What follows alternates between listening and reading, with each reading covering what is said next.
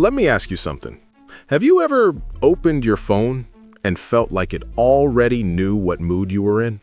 Not just that you like science videos, or travel clips, or history, but something more specific. Like it knew when you were bored, when you were lonely, when you wanted comfort, or when you wanted conflict. That feeling isn't paranoia. And today, I want to talk to you about something subtle.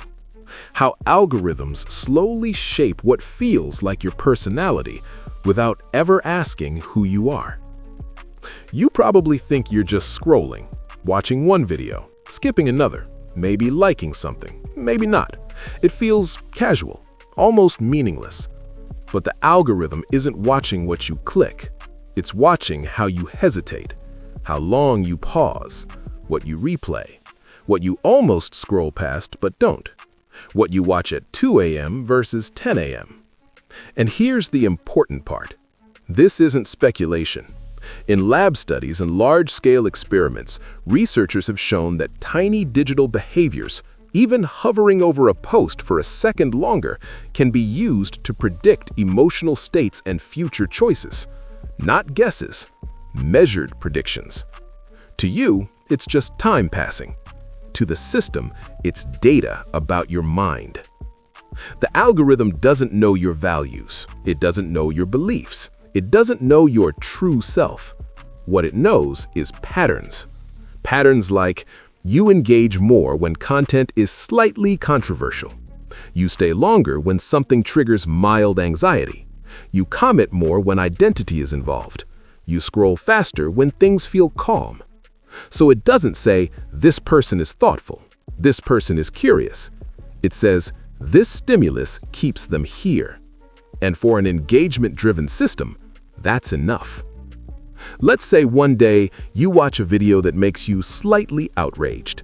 You don't even fully agree with it, but you stay. The algorithm notices, so it shows you another one. A little stronger, a little sharper. You react again, and slowly, quietly, your feed narrows, not around who you are, but around what gets the strongest reaction out of you. Psychologists already knew this effect long before social media existed. In behavioral labs, when people are rewarded for specific reactions, they repeat them, even without consciously choosing to. Algorithms simply automate that process at a scale no lab experiment ever could. This isn't brainwashing. It's much quieter than that. You didn't wake up one day as a different person. You were just rewarded for certain reactions, ignored for others, subtly nudged again and again until one version of you felt safer, more visible, more validated, more you. But was it? Think about how often, without noticing, you now ask, is this worth posting? Will this get engagement? Should I phrase this differently? That's not creativity dying. That's behavior being trained. You learn which jokes land, which opinions get applause, which thoughts disappear. So you repeat what works. Repetition becomes habit, and habit, over time, starts to feel like personality.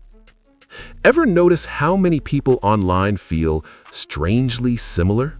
Same humor, same tone, same takes? It's not because people lack originality. It's because algorithms reward familiar, recognizable patterns.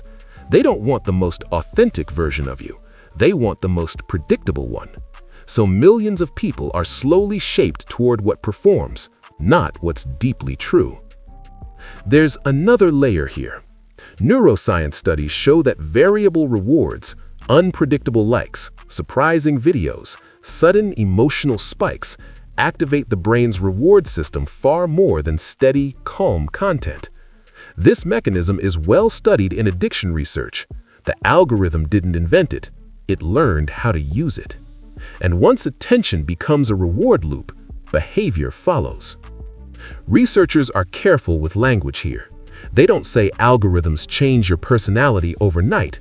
What studies suggest is something quieter. They stabilize certain traits, suppress others, and make behavior more predictable over time. And when a behavior repeats long enough, We start calling it personality. So here's the uncomfortable question. If your reactions are nudged, your habits reinforced, your attention shaped, where does you end and the algorithm begin?